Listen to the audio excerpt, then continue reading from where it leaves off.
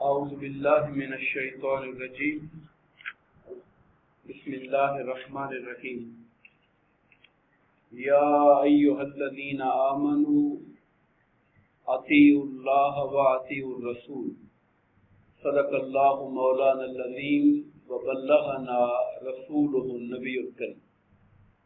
محترم و مکرم قابل قدر احترام سامعین ذی احتشام، اللہ تبارک و تعالیٰ کے فضل و کرم اور اس کے حبیب کریم حضور نبی اکرم صلی اللہ علیہ وآلہ وسلم کے نالین پاک کے تصدق سے ہم انشاءاللہ سورہ النساء کی آیت نمبر 59 سے لے کر 61 تک کے حوالے سے گفتگو کریں گے۔ اللہ پاک نے فرمایا یا ایھا الذین آمنوا، اے ایمان والو، اطیعوا اللہ، کہا مانو اللہ کا، فرما برداری کرو اللہ کی، واطیعوا الرسول، اور کہا مانو رسول اللہ صلی اللہ علیہ وآلہ وسلم کا، وَأُولِي الْأَمْرِ مِنْكُمْ، اور کہا مانو ان کا جو تم میں صاحبان امر ہیں۔ عربی کا لفظ ہے اولی الامر، اردو میں کہیں گے جو صاحبان اختیار ہیں۔ اولی الامر کا معنی ہوتا ہے حکم والے، امر کہتے ہیں حکم کو، اولو اور اولی اس کا معنی ہوتا ہے والے۔ جو تم میں حکم والے ہیں، صاحبان اختیار ہیں، ان کا کہا مانو۔ صاحبان اختیار سے مراد کون ہیں، ہم اس کا ذکر آگے چل کے کریں۔ فَإِن تَنَازَعْتُمْ فِي شَيْءٍ، اور اگر تمہارا تنازع ہو جائے، اختلاف ہو جائے کسی چیز میں۔ اب یہ اختلاف کس کے ساتھ ہوگا؟ اللہ کے ساتھ تو نہیں ہو سکتا، معاذ اللہ، رسول اللہ کے ساتھ بھی نہیں ہو سکتا۔ یہ اختلاف اولی الامر کے ساتھ ہو سکتا ہے۔ اگر تمہارا ان کے درمیان کوئی تنازع، اختلاف پیدا ہو جائے کسی بات کو سمجھنے میں یا کسی امر کی اتباع میں، آپ کہو کہ یہ منشا ہے قرآن کا، یہ منشا ہے سنت کا، اور کوئی اور کہے نہیں یہ نہیں یہ ہے، فَرُدُّوهُ إِلَى اللَّهِ وَالرَّسُولِ، تو اس معاملے کو اللہ اور اس کے رسول کی طرف لوٹا۔ إِن كُنتُمْ تُؤْمِنُونَ بِاللَّهِ، اگر تم ایمان رکھنے والے ہو اللہ پر، وَالْيَوْمِ الْآخِرِ، اور قیامت کے دن پر ایمان رکھنے والے ہو، تو تم یہی طریقہ اختیار کرو کہ اللہ اور اس کے رسول کا، اولی الامر کا کہنا مانو، اور اگر کسی معاملے میں آپس میں تضاد پیدا ہو جائے تو اللہ اور اس کے رسول کی طرف موڑ دیا۔ ذالک خیر، یہی چیز بہتر ہے، وَأَحْسَنُ تَأْوِیلًا، اور اپنے انجام کے اعتبار سے، اینڈ کے حساب سے بھی تمہارے لیے بہترین ہے یہ بات۔ اس آیت کریمہ کے اندر بڑی اہم اصول فقہ کے حوالے سے، یہ جو اسلامک جیورسپروڈنس ہے، اسلامی اصول فقہ کے مسائل دین کے عقد کیسے ہوتے ہیں، یا یوں کہیں کہ شرعی دلائل کون سے ہیں، وہ کون سی چیز ہے شریعت میں جو دلیل بنتی ہے، جہاں سے کسی چیز کا حوالہ دیا جا سکتا ہے۔ یاد رکھیے کہ وہ 4 چیزیں ہیں، اور ان چاروں چیزوں کا جو ذکر ہے وہ اس آیت کریمہ کے اندر موجود ہے۔ وہ 4 اصول شریعت کون سے ہیں جن سے شرعی مسائل اخذ ہوتے ہیں؟ ان میں سب سے پہلی کتاب اللہ ہے، اللہ کی کتاب ہے۔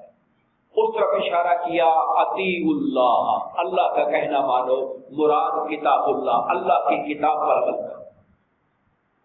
اور جو دوسرا ماخذ شریعت ہے، سورس شریعت کا، وہ ہے سنت رسول صلی اللہ علیہ وسلم، اور اس کی طرف اشارہ کیا وَأَطِيعُوا الرَّسُولَ، اور کہنا مانو رسول اللہ صلی اللہ علیہ وسلم کا۔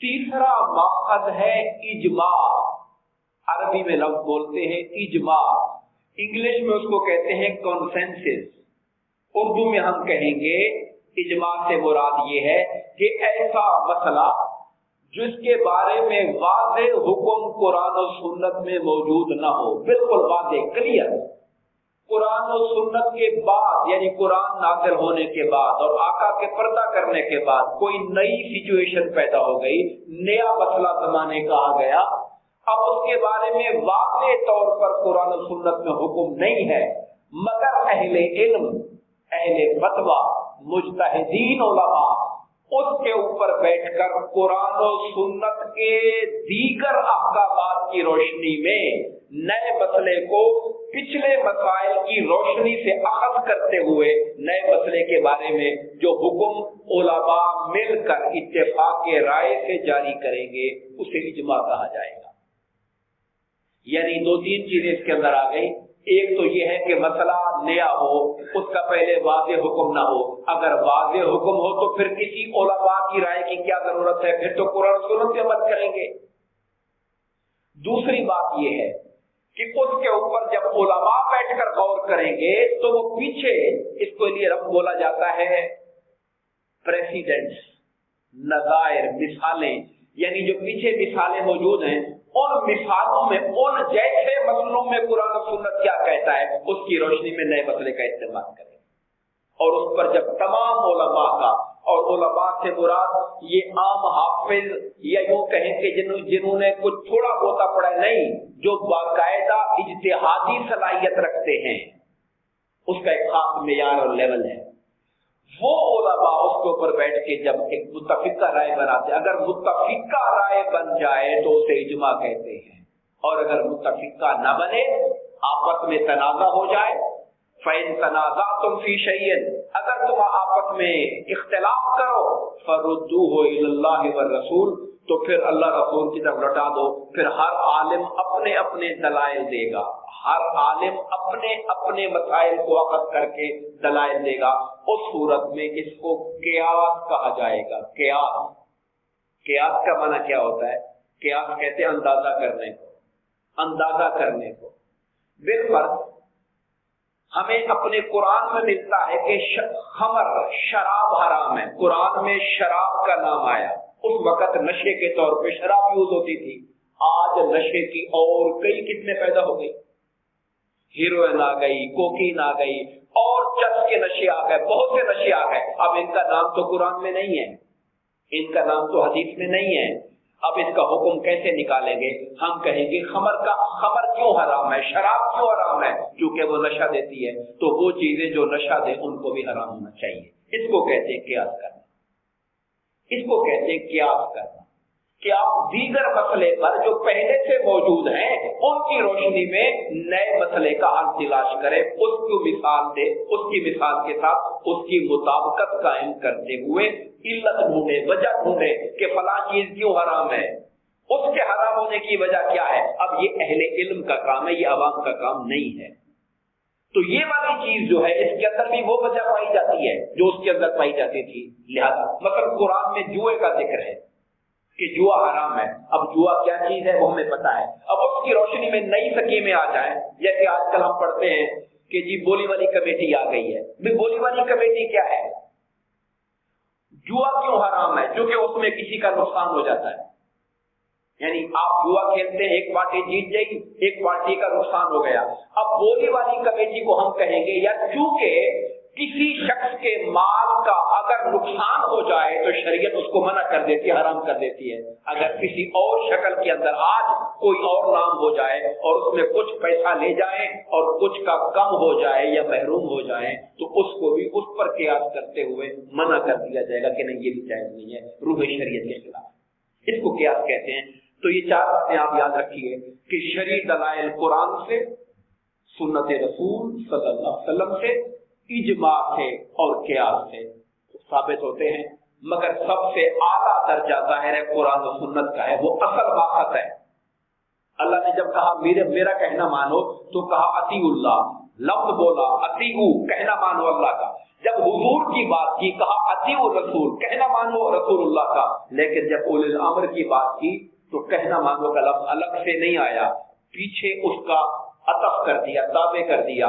यानी अल्लाह रसूल के अलावा जिसका भी कहना माना जाएगा वो खुदा और रसूल की इताअत के ताबे होना चाहिए। अगर उनकी इताअत के ताबे है तो कहना माना जाएगा, अगर उनकी बात के खिलाफ है तो किसी का कहना नहीं माना जाएगा। आप जानते हैं अबू बकर सिद्दीक रज़ियल्लाहु ताला अन्हु, उमर फारूक जैसे खुलफाए राशिदीन जब खिलाफत की जिम्मेदारी उनके सरों पर पड़ी तो उनमें से हर कोई कहता था कि अगर मैं कुरान और सुन्नत की पैरवी करूं तो मेरा साथ देना।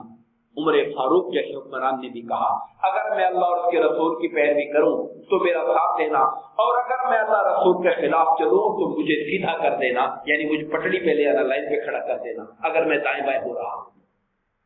तो असल चीज जो है वो कुरान और सुन्नत है। हदीस पाक हजरत अली मुर्तजा रज़ी अल्लाह तआला अन्हु से मरवी है कि सरकार ने एक दस्ता कहीं रवाना किया, उस दस्ते का एक लीडर बनाया। अब वो जो लीडर साहब थे, दस्ते के जो हेड थे, उन्होंने कहीं पड़ाव डाला तो आग जला दी और कहा मैं तुम्हारा अमीर हूं और मैं हुक्म देता हूं कि इस आग में से गुजरो। अब वो जो उनके साथ लश्कर के लोग थे बड़े हैरान और परेशान, कुछ जाने के लिए तैयारी पकड़ने लगे, भी अमीर का हुक्म आ गया है। कुछ ने कहा भाई आग से बचने के लिए तो मुसलमान हुए, तो हमें फिर आग में डाल रहा है। जब सरकार की बारगाह में पहुंचे तो सरकार को बताया गया सारा मामला। उन्होंने कहा अगर इसके कहने पर तुम आग में कूद जाते तो हमेशा जहन्नम की आग के अंदर ही रहते। सुन लो, अपने अमीर की वही बात मानी जाएगी जो अल्लाह रसूल के कहने के मुताबिक। हुक्मरान वक्त हूं या इवन वालिदैन का कितना बड़ा मकाम है, उनकी इज्जत और एहतराम का कितना बड़ा दीन के अंदर मकाम है, मगर अगर वो भी कहें माज़अल्लाह कुफ्र और शिर्क की बात या अल्लाह रसूल की नाफरमानी की बात, तो माँ बाप का कहना भी नहीं माना जाएगा। उनकी इताअत भी वहीं तक होगी जहां तक अल्लाह और उसके रसूल की इताअत का दायरा उसके अंदर शामिल होगा। एक मशहूर फिक्ही उसूल है जो शरीयत से अखज़ किया गया, वो है ला ताअतल मखलूका फी मासियतिल खालिक, कि अल्लाह की नाफरमानी में, खालिक की नाफरमानी में मखलूक का कहना नहीं माना जाएगा। मखलूक की बात मानेंगे मगर तब तक जब वो अल्लाह की फर्मा बरदारी के दायरे में हो। जहाँ अल्लाह रसूल की खिलाफ वर्जी हो जाए वहां किसी का कहना नहीं माना जाएगा, भले वो जितना मोतबर समझा जाता हो, भले वो जितना दीनी दुनियावी एतबार से ऊंचा रुतबा रखने वाला हो, मगर नहीं बात मानी जाएगी। इमाम आज़म अबू हनीफा रहमतुल्लाह तआला फरमाते हैं, ये जो इमाम होते हैं जाहिर है कि उन्होंने अपनी पूरी तवज्जो से मसाइल को अखज़ किया होता है, मगर इंसान है, इंसान की नजर से कोई चीज ऊपर नीचे हो सकती है। तो आपने फरमाया अगर, इमाम आज़म कहते हैं, अगर मेरी कोई बात हदीस रसूल सल्लल्लाहु अलैहि वसल्लम के खिलाफ नजर आए तो मेरी बात को उठा के दीवार पे मार देना, मुस्तफा के कहने पे चल पड़ना। एक और रिवायत मुझे याद आई, हजरत अब्दुल्लाह बिन उमर रज़ियल्लाहु तआला अन्हु, उमर फारूक के बेटे, उनसे किसी ने आकर कहा कि हज तमत्तो कर सकते हैं, यानी उम्रे का इहराम अलग बांधे, हज का इहराम अलग बांधे, ऐसा कर सकते हैं? आपने कहा कर सकते हैं। उसने कहा जी आपके वालिद साहब तो मना करते थे। उमर फारूक रज़ियल्लाहु तआला, आपके वालिद तो मना करते थे, आप कहते हैं कर सकते हैं। तो उन्होंने जवाब में कहा, वो जवाब सुनने वाला है, उन्होंने कहा एक बात मेरा वालिद कहे, एक बात रसूलुल्लाह फरमाए, बताओ मेरे बाप की मानोगे कि रसूलुल्लाह की मानोगे? हुजूर ने फरमाया था कि कर सकते हैं, और जो बात सरकार ने फरमाई है हम उसी को मानेंगे, भले मेरे बाप की राय कुछ और ही क्यों ना हो, हम उसको नहीं मानेंगे। ये एक बेटा अब्दुल्लाह बिन उमर कह रहे हैं, इसलिए कि ये वो लोग हैं जो जानते हैं कि शरीयत नाम है अल्लाह और उसके रसूल की फरमाबरदारी का और उसी के ताबे रहने का।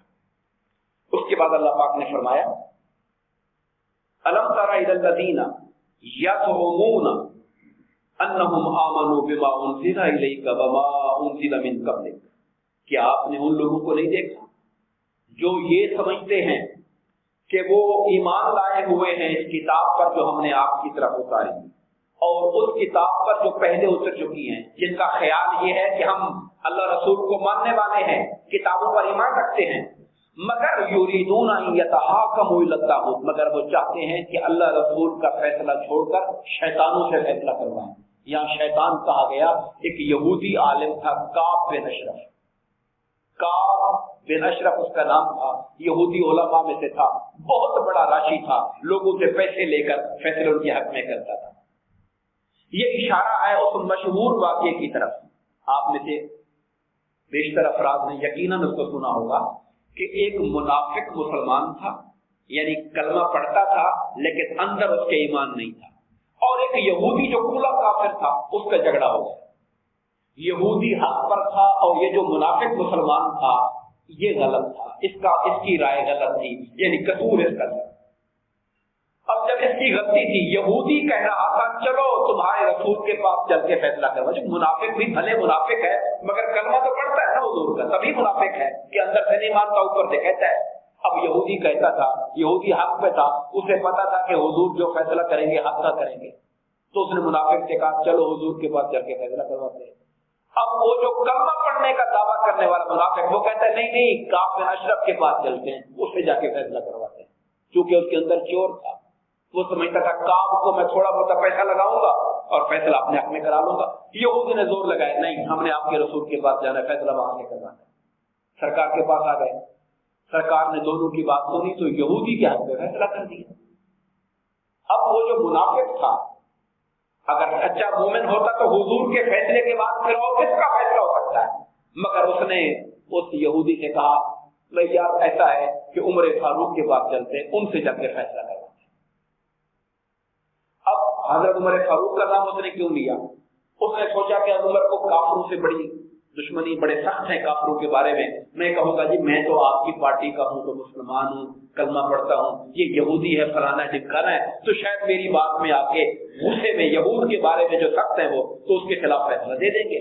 اسے یہ معلوم نہیں تھا کہ ایک سچا مسلمان کی دشمنی بھی اللہ کی خاطر ہوتی ہے، محبت بھی اللہ کی خاطر ہوتی ہے، نہ اسے محبت کسی کی حق سے روک سکتی ہے، نہ کسی کی نفرت اسے حق سے روک سکتی ہے۔ تو وہ فیصلہ لے کر آ گئے عمر فاروق کے پاس۔ منافق نے اپنی جو چکنی چپڑی باتیں چاپلوسی کر کے ان کو کہا جی میں فلانی نمٹانا ہوں۔ یہودی نے ساری باتیں سن کے کہا کہ جی بے شک آپ جو فیصلہ کریں حق ہے، مگر ایک میری گزارش یہ ہے، یہ فیصلہ آپ کے پاس بعد میں آیا ہے، آپ کے رسول حضرت محمد صلی اللہ علیہ وسلم نے یہ فیصلہ پہلے میرے حق میں کر دیا۔ بس یہ سننا تھا کہ عمر فاروق رضی اللہ تعالیٰ عنہ کا لہجہ اور چہرہ بدل گیا۔ آپ کہ ٹھہر جاؤ، میں بھی گھر گیا تھا۔ گھر گئے، تلوار نکالی اور ننگی تلوار لا کر منافق کی گردن کوڑا، وہی کھڑے کھڑے اس کی گردن کوڑا دیا۔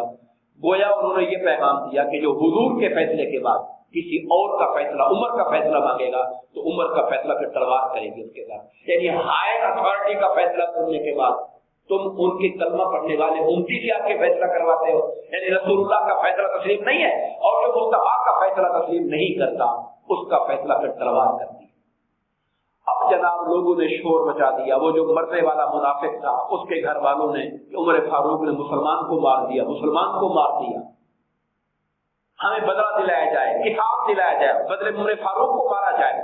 اللہ پاک نے وحی اتاری اپنے حبیب کریم علیہ الصلوۃ والسلام کو کہ میرے محبوب جو شخص آپ کے فیصلے سے منہ موڑ لیتا ہے اس کا پھر ایمان سے کوئی تعلق نہیں ہوتا۔ ان کا دعویٰ غلط ہے کہ وہ مومن تھا، نہیں، عمر فاروق نے جو کیا حق کیا، رب کائنات نے 7 آسمانوں سے عمر فاروق کی حق کے اندر قرآن کی آیتوں کو اتار دیا اور ان منافقوں کے اس دعوے کو باطل کر دیا گیا۔